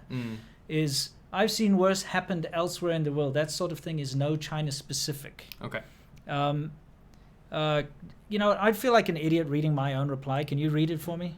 Stop. Do not try whataboutism. Are you saying that just because bad things happen somewhere else in the world that it's okay to be, or excusable? This is why China doesn't improve. It's because of people like you trying to defend bad behavior by pointing a finger elsewhere. Stop this nonsense. And let's fix the problems by condemning them together. Thanks for taking me out after I finish. I'm so smart I could read behind your head. Yeah, no, that's awesome. Isn't that pretty cool? Yeah, sweet. Seriously though, that annoys the crap out of me. It's like the go-to knee-jerk reaction for nationalists is to basically say, oh yeah, well, other countries do it too. That's the stupidest thing ever, you know? It's like, oh yeah, I'm bleeding. Yeah, well, other people bleed too when they're shot in battle. It doesn't matter, you know? Like, let's fix this problem. Yeah, deal with the current situation, right? Why I wanted to point this out is that this attitude that, you know, China has towards things like this is something that if you don't understand it, you know, will be so shocking to you when you go to China, when you deal with Chinese people. Kids and things like that. Just this whole it's a family matter, don't get involved thing. Even though they're breaking the law blatantly, doing terrible things that would be considered really awful overseas, just you have to understand. You got to understand China. All right. Nice. That's what his video should have been about. Yeah, that's right. That's pretty much it for this segment. Yep. I hope you found that educational. And the most important thing is that the child is okay. Yeah. At some point, we're going to talk about that poor British guy that was murdered and his kids got taken away in China. But that's another story. We're going to go to our final segment, which is the Q&A segment. It is. And we're going to try. We only have 5 minutes left, so we'll try to get through as many as we can. Yeah, we'll try our best. Let's go. Cool. Edward Berry, $10, says, thank you guys for doing this. Love the show. Thank you. Thank you. Tyler Freeman gave us $50. Whoa. And he said, if you're ever in Las Vegas, I challenge thee to Red Alert 2. Command & Conquer he's referring to. Oh, yeah, I'm familiar. I actually have Red Alert 2 on my computer. So currently? Yeah. That's pretty funny. Yeah, dude, thanks for the money and thanks for the invite because we'll take you up on that next time we're there. Absolutely. It's Las Vegas, Nevada, I'm assuming, not like Las Vegas, New Mexico or something. Is there a Las Vegas, New Mexico? There's Las Vegas a lot of places. Oh, crap. There's also Santa Fe, New Mexico and Santa Fe, Texas and Santa Fe, Florida, etc. Right. Okay. But, yeah. I've only ever played Red Alert 3, but that one's really good as well. Yeah. David See M. in London, New York. $10 from David M. says, given the limitations of internet access, is it possible to work as a digital nomad in China? And are there any incubator/shared work spaces available? Yes. I wouldn't do it there. About the incubator shared There working is, space, yes. I started seeing them pop up quite a lot. Beijing, Shanghai, and Shenzhen, Yeah. Guangzhou. Definitely. In Shenzhen, definitely. I saw in Nanshan there were a couple. Right. And this is a recent thing in China. Well, let's be honest. For so many years, I can classify. In fact, still now, I can classify myself as a digital nomad because more or less. Yeah, I survive on the internet. I make videos, publish them online, and that's how I make my living. And it was tough. It is so frustrating because VPNs are not infallible. No. It doesn't matter which VPN you go for. It doesn't matter which brand. All of them don't work all the time. So that's why living in China, I would have multiple VPNs so that when one failed, I'd go to the other. But there are certain ones that are better. Yeah, absolutely. Like our favorite one's Nord, obviously. Yeah. But, ExpressVPN's fine, ViperVPN, all that kind of crap. But, you get ones that are better than others. The problem is sometimes all of them go down and there's nothing you can do, especially during a sensitive time. They'll crack down and make sure. Right.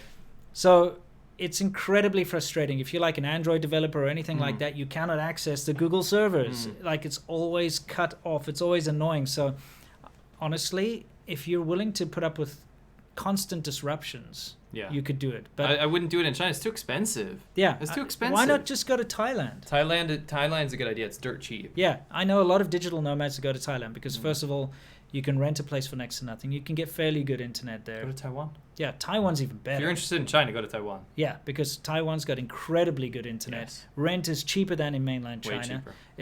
You'll get a more cultural experience. Yeah. And you can learn Chinese. Yeah. Cool. All right. So first off, I need to give Dion Pugs Chapman's question from Patreon that I was supposed to ask last fortnight. Yeah. But I forgot. So here we go. Thinking of retiring to Vietnam, Thailand, or Taiwan. China is out of the running. I enjoy photography, and I think they would be good bases for that. What do you think? Any pointers?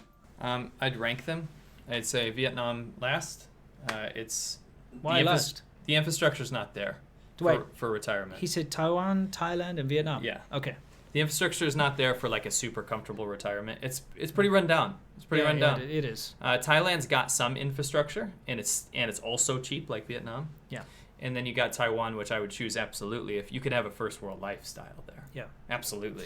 I'm going to agree with you that the number one prize there would be Taiwan for the previously mentioned points: fast internet, first world kind of living that you can do there.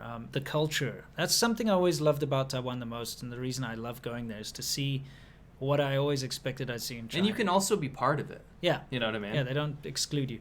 No. Thailand, I would say, is great to kick back and just have a kind of a laid-back existence. Vietnam is interesting, though.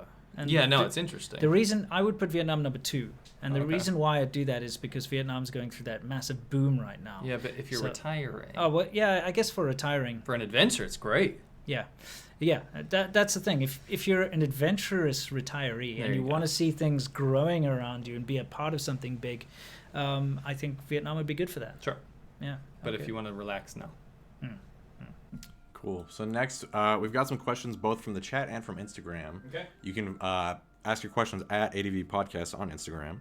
So, first up, which area of China will still be clean when I get out of the army in 3 years?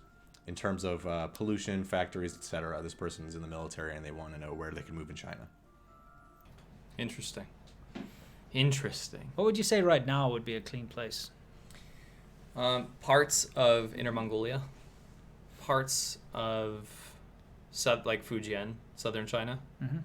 I'd say Shenzhen. It's actually quite clean. Oh, I thought he was talking about nature and stuff. Yeah, I mean, Shenzhen's got beaches and hiking places and stuff. It's not very natural. No. The reason being, and it's actually quite interesting, when you cross over to Hong Kong, I always couldn't understand it. You'd go right over the border, and all of a sudden things would feel very natural. Yeah, we've talked about this. All the trees are artificially planted in the China side. In Shenzhen, it's got a lot of green. They pride themselves on being it's all lined up in a row, and organized trees. You're like, what's going on here? And then I got to explain that. Anyway, Shenzhen, as far as blue skies is concerned, it's fairly good. Yeah. You get some pretty bad weeks every once in a while, but because it's right next to the sea and you've got that sort of ocean breeze, that's Shenzhen in the background, by the way, and that's not a good day. No. There's a lot of areas of Sichuan that are pretty clean. Yeah, that's true. Yunnan. Stay away from a lot of Yunnan. Yeah. A lot. Just go to the rural areas of not industrial China. I would say just go to Guizhou. Guizhou is amazing. Guizhou's almost everywhere because it didn't get hit by this big industrial boom. Right. And there's parts of it, but definitely a lot of it was pristine. Yeah. Guizhou's good. Cool. Next up, is it possible for a foreign university student to open a bank account in China? Yeah. Absolutely. They've made it a lot more difficult. Yeah. When I first got there, all you needed was your passport. I remember. Yeah. You had to wait all day, but... Well, you go in there and, you could pay 20 RMB. You had to put down 20 RMB to open the account. You'd walk out the same day with your card. You didn't have to get it mailed to you or anything, which is pretty cool. I mean, we're not talking about credit cards or anything. Just like a savings debit account. Right. So I opened a bunch.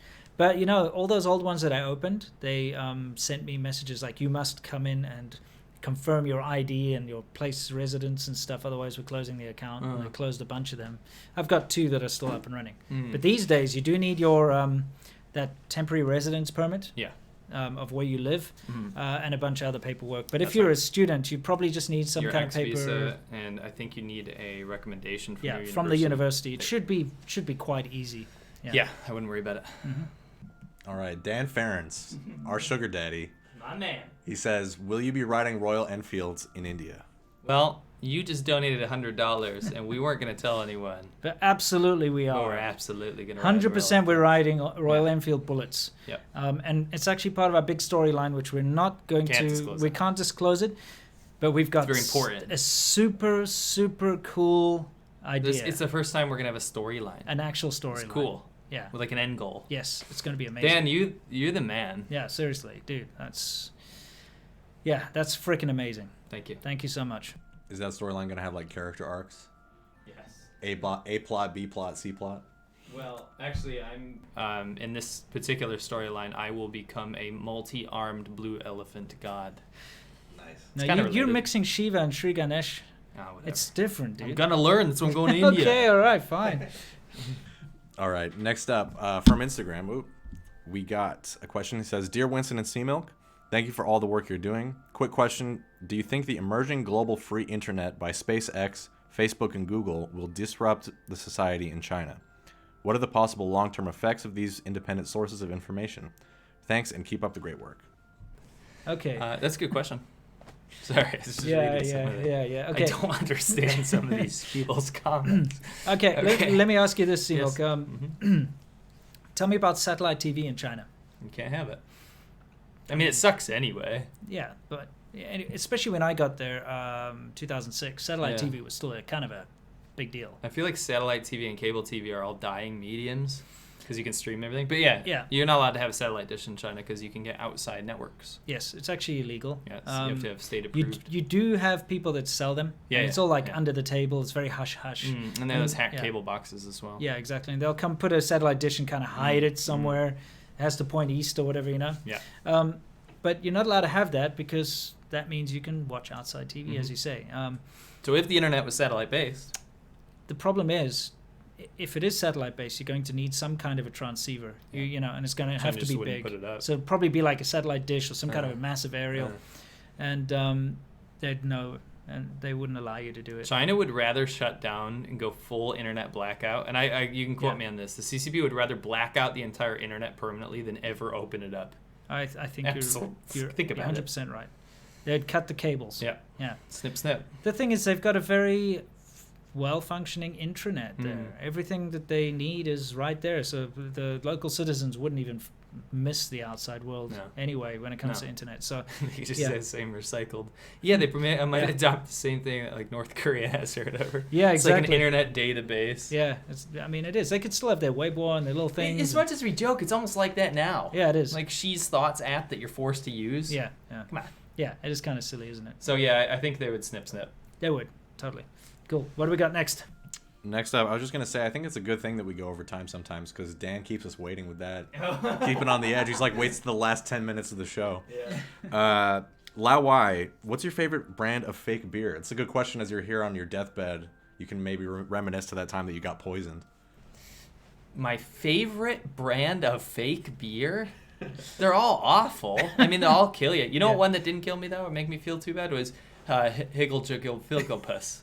Yeah, Higgle-Jigglepus, yeah. Yeah. That's a real thing. Yeah, it is. Yeah. It was fake Harbin beer. Yes. But instead of writing Harbin beer on the counterfeit can, they wrote like HKSPG965. It looked the same though. It had all the same like art and everything. I don't think there's any alcohol in that. I didn't feel anything from that. Well, didn't make me sick. Yeah, we drank a bunch of that. Yeah, didn't make me sick. No, that was funny as all hell. Higgle-Jiggle-Filgopus. Yeah, Higgle-Jigglepus or whatever. That's my favorite fake beer. We've got a picture of it. We do. It's been in a lot of videos. Yeah. Cool. Last question we got here. Do Winston and Matt have any mainland Chinese friends who support Hong Kong either low-key or more openly? Who's Matt? Sea Milk. Did you just tell me my own name? Yeah. Yes, I actually have two very vocal students. I will not name them, obviously. They have been trying to get off work to go help with the protests, and there are way more people than you think. It's just that the vocal majority is very anti-Hong Kong right now. But the very English privy people that are in contact with the outside world in mainland China, they have a little bit more informed opinion. The problem is, like, with people like us, we can, as we are here, very candidly talk about our opinions of what we think. Sure. Because the repercussions against us, well, let's put it this way. They've done everything that they could do anyway to us. They've tried to dox... Let's not... I mean, I'm just saying they've tried to dox our families. They've attacked our families. They've attacked our Chinese families. They've attacked our own personal families. They've tried to, shut us down, report us as spies. They've tried every freaking thing in the book. Short of murdering us. Yeah, and you know what? It just didn't work. No. It didn't work. They tried their best and they fail, and they keep failing. They will continue to fail because... Well, first of all, they've never met a South African before, and we don't sit down and take this crap. It's not going to, throw what you want. My country was destroyed. My entire life has been stripped away. My entire existence is, moot. So, whatever you try to do to me, it's already been done. You can't stop me. Just come at me, bro. That's kind of what I'm saying here is people like you and me, we're fairly well adjusted. We can handle this. We can see it for what it is. People that are in mainland China who are mainland Chinese, they will be devastated. They have to keep a low profile, even if they believe in the Hong Kong thing. If they are vocal, that whole the nail that sticks out gets hammered down. You know what I mean? That is what's going to happen to them. They lose their job. They lose their family. They could die. They could be tortured to death. Everyone they know could disappear. Could be detained. See, if they're too vocal, they will be detained by the police. They might get off with a warning at first, but if they continue... Probably not. Yeah, but if they continue to be vocal, they will be detained and basically forced into shutting the hell up. Yeah. Either by, coercing them. They don't have a choice. And like I said before in one of my videos, the way that the tactics that are used is they go after family, and family is so important in China. Your extended family, you have a lot of respect. You have to have respect for your parents and your grandparents. So if the police or the government or thugs of nationalists, it doesn't even need to be connected to the government. It could just be the normal nationalist wankers that are in society. If they start to harass their grandparents they'll bring huge shame to that person and a huge loss of face. So they can harass the parents and the grandparents and stuff, and then that's like the worst thing that can happen to a Chinese person. And so if that starts to happen, they're just going to shut up. Very much so. They can't put themselves out there. No. So I don't blame, your average Chinese person for not standing up. ZHOU. Yeah, the average Joe, yes. I don't blame them for not standing up because the repercussions are so insurmountable. Huge. Can't deal with it. Yeah. It's awful. Yeah, let us do it for you and take the flak. Yeah, we'll be the you know what I mean? voodoo dolls, pin dolls. You're the nuclear cockroach. Yeah, we're the nuclear cockroaches. Yeah, totally. Before I projectile vomit all over the camera, yeah, I would like to say to everyone, thank you very much for tuning into our live show today. Yep. If you have not subscribed, please do so. And keep in mind that tomorrow at, 1 p.m. EST, oh yeah, we got something special. We're going to release a special video on both of our channels, Lau86 and SerpentZA. So it's going to be more or less the same video, but watch them both. Just watch them both. Support us. Yeah, it's something that we feel very. Spent a lot of work on it. We spent a lot of work on this thing. It's coming out tomorrow, and that's why the schedule's a little off. Yeah. But anyway, tomorrow, look forward to something pretty special. Thank you to everyone that sent super chats, patrons, all the guys that support us and make this a reality. It's super cool of you, and we'll see you in a couple weeks. Absolutely. Can't wait to see you on the next show. And obviously our usual videos in between and all that kind of stuff. Stay tuned, guys. We love you all. And until next time, you know the drill. As always, stay awesome.